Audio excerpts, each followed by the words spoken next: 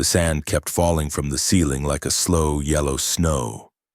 It dusted the shoulders of Captain Thomas Avery as he bent over the open belly on the table, clung to the sweat at his temples, settled into the folds of gauze that his orderly kept shaking clean and dirty again in the same motion. The wind outside hissed through torn canvas. Somewhere beyond the ridgeline, a German 88 barked and the earth gave its hard little shiver. The hurricane lamp swung once, twice, and the shadow of Avery's hands crawled across the patient's ribs like black spiders. "Clamp," he said. Sergeant Patel slapped the instrument into his palm. The artery winked like a small, obstinate mouth and then stopped bleeding. Patel's eyes flicked to the ceiling. Each shell pulled a little more sand down. Each shiver set the lamp ticking on its hook. Avery didn't look up. There was only the wound, the saw-tooth tear that had started at the left iliac crest and run northeast like someone had tried to unzip the man. The desert did this to people, turned metal fragments into needles from God, drove them through canvas, cloth, flesh. He placed a running stitch. His fingers were steady because they had to be. Outside, the voices shouted and receded. "Stretcher! Stretcher here!" The tent flap breathed in and out. He could feel the heat of morning pressing through the canvas even now, with the sun not yet fully up. By noon, the tent would be a kiln. By afternoon, it would be an oven where men cooked slowly while he tried to keep them from burning. "Pulse," he said. Patel pressed 2 fingers to the patient's wrist. "Thready but there." The orderly's cool voice was the only thing in the tent not dusty or frantic. On his sleeve, the red cross bled into khaki where someone's hand had clutched him with a last grab. They had brought this one from the line near Kidney Ridge. The blonde sand peaked like the backs of sleeping monsters. The night had been all tracer and the flat cough of Vickers guns and the hard crack of the 88s that everyone in the 8th Army had learned to hate by name. They were somewhere between El Alamein and the sea, where the desert narrowed into a corridor full of steel and men had decided they would spend the rest of October trying to push each other out of it. Montgomery had promised to break Rommel here. Rommel had promised to break the British first. The doctor had stopped thinking in terms of promises. He thought in terms of the next 5 minutes, the next artery, the next lung. He tied the knot. The breath moved under the ribs again in a more regular way, like a wave that had found its slope. "We're through the worst," Avery said. He felt his own lungs let go a fraction. "Let's—" The 88 barked nearer. The lamp swayed, then swung hard. Something thumped the tent pole with a sound like a thrown shoulder. The canvas snapped. Everyone flinched. Sand sifted from the seams and splashed across the drape. Avery stood still until the tent stopped breathing so fast. "Continue," he said. Patel nodded once. The others inside, 2 stretcher bearers with shirts stuck to their backs. A young nurse from Alexandria with a braid stuffed under her cap. Looked at him, then at each other, and resumed the small, mechanical kindnesses that kept men alive. Blotting, holding, counting, whispering. The flap burst open. Corporal Gittens appeared with his helmet skewed back and his face powdered with dust. "Sir, we have 3 more coming in. 1 head wound, 1 chest, 1 German." Avery didn't look up yet. "How far gone?" Heads breathing, chests bubbling, the Germans shouting for a Feldwebel and a priest. "Tell the German he has a doctor, which is a start." He snipped thread, pattered the wound dry, covered it with gauze that would be brown by the time he lifted his hands. "Get me the chest first, then the head. German last if he's shouting. Shouters have lungs." He glanced at the nurse. "Marta, chests first bay, head third bay. Start a line on the German, but don't let him thrash. Patel, we're done here. Close." He felt the tent tilt again. Not from a shell this time, but from the tilt inside him that meant the next hour would be bad in a different way. Germans were rarely close enough to fall into his tent. They had their own. Between them and the Eighth Army were minefields like steel wheat and belts of machine gun nests named like railway stations. If a German had slipped through all that to his flap, the line had moved or the wind had. Or both. They finished the closure. The respirations in the open belly found their rhythm and stayed with it. "Good lad," Avery said to the unconscious man, because sometimes the body listened even when the ears could not. He stripped off a glove, pressed his palm lightly to the man's sternum, then stepped back as the bearers lifted and carried him away. The next stretcher came in trailing dust. The man on it had everything from his nipples down soaked dark, and each breath blew a string of red bubbles between his lips. Patel was already moving with the needle and catheter. Avery leaned over, pressed his ear to the chest, then pressed the rib cage with his open hand, and felt the crackle of air where it should not be.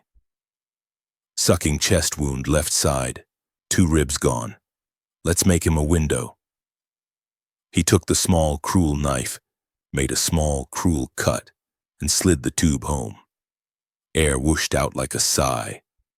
The man's eyes flickered. The bubbles slowed. "Good," Avery said. The word meant nothing except go to the next thing. They brought the head next. It was a boy no more than 19, eyes wild and pupils unequal. A crescent of bone showed through hair and blood at the temple. "He was awake when we picked him up," the bearer said, and then swallowed. "He sang 'It's a Long Way to Tipperary'?" "Sir," his voice cracked on the last word. "Keep talking to him," Avery said, and the bearer, looking relieved to be told to do something small and possible, began telling the boy his own name, the day, the color of the sky outside the tent. "It's white," he said. "It's white as a sheet. Greedy, greedy sky." The boy's eyes tracked. One hand found the blanket, gripped. "Sir?" It was Patel, his voice pitched down a notch from calm. Avery looked up. The German lay on the third table with 2 bandages on and none of them where they should have been. He had a K98 round through the upper arm and a deep groove along his lower ribs where a stone or a splinter had buried itself and then decided to stop just shy of lung. He was pale under the dust, the kind of pale that only came with northern blood and a lot of it missing. His hair was clotted with sand. His mouth was a straight line, which meant he had learned to carry pain as if it were a tray he couldn't spill. His eyes were open and astonishingly blue. They found Avery and went hard. "Englander," he said. "Doctor," Avery said. "Same rank." "What will you do?" The German's English had the crisp edges of someone who had learned it in a school with high windows. "Stop the bleeding. Then decide what to do with the rest of you." The German's mouth twitched. "You are funny," he hissed when Patel pressed the gauze too deep. "And rough. I can be gentle later. Right now you require a stitch and a morphine half-dose. What's your name?" "Lieutenant Karl Weiss. Panzer Grenadier Regiment 104. He lifted his chin with a small pride that had nothing to do with flags and everything to do with having managed not to cry while a stranger's hand was inside his side. "I did not come here to be your patient." "Then you should have stayed on your side of the minefield," Avery said, and then regretted the sharpness. "Breathe." He slid his fingers along the wound and felt the angle of the fragment under the skin. "Breathe again." The tent breathed with him. Outside, someone shouted a prayer in Arabic and someone else shouted an order in Cockney, and both were answered by the same wind. The breeze carried in grit and the smell of petrol, and beneath it the sweet, sick metal smell that never stuck in your clothes but always stuck in your head. Avery cut, found the splinter, and teased it free with a sound that made everyone but Patel wince. Weiss watched his own blood with clinical interest, then turned his head and stared at the red cross on Avery's sleeve. "You will be shot for this," he said conversationally. "For what?" Avery said, not looking up. "For treating me." Weiss said. By your men, or mine. By mine? Hardly. A doctor without patience is just a butcher with better grammar. The fragment came free. It was long and dark and had part of someone's badge soldered to it by heat. Avery put it on the tray where it would be forgotten in an hour. By yours? Possibly. He threaded the needle. Hold still. 3 more shells walked the ridge outside like giants with heavy boots, each step closer. A corner of the tent lifted and slapped back down. The lamp on its chain found a new rhythm to swing to, regular as a metronome, and Avery stitched to that rhythm like a man playing accompaniment. Why do you not run? Weiss asked, eyes still on the red cross. Because if I run, someone dies who shouldn't, Avery said. And because the wind is against us and there is nowhere to go. You sound like a soldier, the German said. Only when I'm tired. He tied off the thread and pressed the dressing down with the heel of his palm, the way you did when you needed a wound to obey. You'll live if you choose to, he said. Weiss's eyes flicked to the tent flap, then to the nurse, then back to Avery. I did not expect kindness from desert devils, he said, and then his face went slack and he slept because the body had decided it was safe enough to stop. Outside, engines changed pitch, not far off now. A motorbike barked once, twice. Someone yelled, "Stand to!" and the air inside the tent got thicker with breath and waiting. Gittins pushed through again, ducking under the torn hem. Sir, patrol reports Africa Corps half-track sighted on the Wadi track. They're cutting between our forward trenches in this position. 2 lorries with a red cross, sir. German ones. Avery wiped his hands on a towel that had once been white. He looked at Weiss. He looked at the boy with the unequal pupils. He looked at the chest that rose easier now the tube was in. He looked at the line of stretchers in the dust outside waiting their turn. Coming to collect wounded, he said. Or to shell the dressing station, Gittins said flatly. They won't shell the cross, Avery said. He had seen men do stupid things with shells, but rarely that. Send the corporal with a white flag and tell them we are a forward surgical post. Tell them we have one of theirs on the table. Tell them to wait. And if they don't, sir? Then we find out how well canvas burns, Avery said, and hated that his voice did not shake when he said it. The motor noised nearer. The flap breathed in, breathed out. Patel gave him a look that had a lot of sentences in it and no words. Avery nodded, which meant yes to all of them. Marta set a basin in front of him. You're going to wash your hands again, she said, gentle, final. He washed until the water turned a cloudy red. The act pulled his head into a shape he could live in. He walked to the flap and pushed it back with 2 fingers. The desert outside had been combed flat by night winds. The light was a thin coin, the kind you cannot buy anything with. To the west, 2 trucks painted with red crosses sat in a smear of dust. Between them, a Stuckhoff's 251 half-track rolled slowly, deliberately like a predator pretending it had no hunger. Its commander stood in the well, goggles up, hand resting on the rim of the gun shield. He had the particular stillness of men who lived by looking through glass. Between them and the tent, Corporal Gittins stood with a white flag in both hands and his helmet chin strap gnawing his throat. He looked smaller in the open. Avery stepped out into the light and lifted his hands to show that they were empty. He felt the sun land on his face, heavy as a hand. The half-track's engine coughed twice, then quieted. The German commander climbed down with the careful dignity of a man stepping into a church. Arzt, the German called. Doctor, Avery answered. Royal Army Medical Corps. You have wounded of mine? I have a man named Weiss who would like to continue being your problem, Avery said. The German's mouth twitched the way Weiss's had. He put 2 fingers to his cap and tipped it the minimum amount that could be called respect.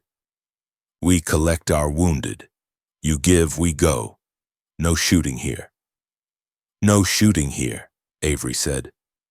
He did not let himself look at the ridgeline where his own men lay with their skins like paper and their eyes like animals in traps.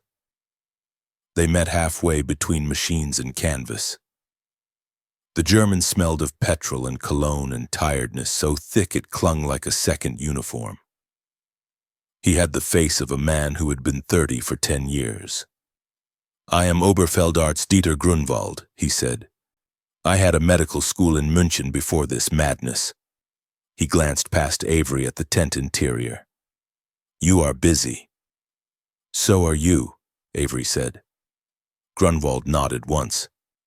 We are to move wounded from the forward pits along this track to our clearing station. I am told there were British taken among the wires. We can trade for our own. Avery let the words settle. He heard the implication, and he heard the mercy braided into it. You will take yours from my tables, he said. I will keep mine. If I find one of yours bleeding more than mine, I will still sew him first. Ja, Grunwald said. That is the oath. They stood in the white light for a moment while the desert tried to erase them with heat and indifference. Somewhere a machine gun laughed a little and stopped. Gittens swallowed audibly. Come, Avery said. See him. They entered the tent together. The moment the flap fell, the world narrowed from sky and gun noise to breath and cloth and the lamp's slow swing. Grunwald's eyes flicked to everything a surgeon sees. The stains, the order and the disorder, the way the tables made a logic of suffering. Weiss lay with his chin turned stubbornly toward the entrance, as if he had been willing the right face to appear. When he saw Grunwald, relief cracked his mouth into a shape that wasn't a smile and wasn't not. Words in German cascaded between them, units, positions, names.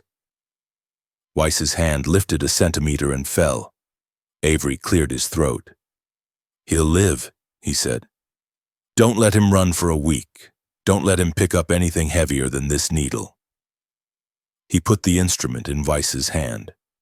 Weiss looked at it as if it were a medal, then let it drop. Grunwald looked at the other tables, the boy with the crescent of bone, the man with the tube in his side. His jaw flexed. He turned to Avery. You do good work with not enough. So do you, Avery said softly. I can smell the ether on your trucks from here. It is the same brand we have. Grunwald's eyes did something then that Avery recognized and had no word for. It was the look men give each other when they realize the lie they both serve is exactly the same shape. We take ours, Grunwald said. We leave you what we can. He gestured to a medic at the flap. The man brought 2 caskets of supplies and set them down quietly, as if they were gifts at the foot of a bed. Patel made a sound that might have been a gasp or a laugh. Marta's hand found the casket handle like a diviner finding water. As they lifted Weiss, the lamp swung once and stopped. The air stilled like a held breath. Grunwald paused with his hand on the stretcher rail. If it changes, he said, and he did not look toward the guns.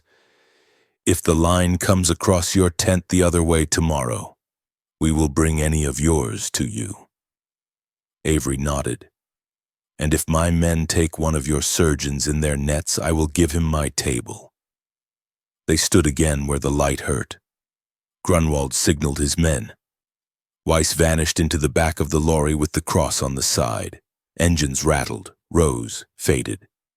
The half-track ground a new set of lines in the same sand and was gone. Inside the tent, the boy with the crescent of bone murmured something like Tipperary, and Patel murmured back, Cairo, you fool, and smiled to himself. Avery opened the supply casket, morphine, ether, suture silk and glass. 2 packets of sulfa. A rolled dressing printed in German that was the exact twin of one printed in English. "Sir," Gittens said, voice thin with what he had held in. "Are we going to be shot for that?" "For what?" Avery said, fitting a needle into the light with the unreasoning care of a priest setting a candle straight. "For being decent," Gittens said. Avery didn't answer. He washed his hands again because there was blood on them and because there always would be if he didn't. Somewhere nearer now, a tank engine rumbled like distant weather. "Next," he said. They brought him a man with both hands wrapped in bandages the color of the desert. Avery cut them away and found 10 fingers where he had expected fewer, and the day felt briefly like someone had opened a flap to a cooler room. He worked until noon. He worked through noon. He drank tepid water that tasted of canvas and tin. He stitched. He cut. He pressed. He counted. He said "good lad" to men older than himself. He told a story about Devon hedgerows to a man from Glasgow who had never seen a hedge. He listened to a man from Bengal teach Patel a song for home. He held a morphine ampule between his teeth while he reached for a vein. He did not think in flags. At 3:30 the ridge spat again, and the ridge answered, and the earth did its small, exhausted shiver. Marta looked at him. "They'll push again before dusk," she said, which meant measure your ether, count your silk. He nodded. The lamp ticked on its hook. The sand fell in slow, patient snow. The wind said nothing. He felt something under his ribs that wasn't fear and wasn't pride. It was the shape of an oath that men said in quiet rooms before they put on uniforms and then had to remember in hot, loud ones. He pressed the next dressing with the flat of his hand until the blood stopped arguing. Then he lifted his hand and found there was a fingerprint of red left on the gauze that looked like no flag at all.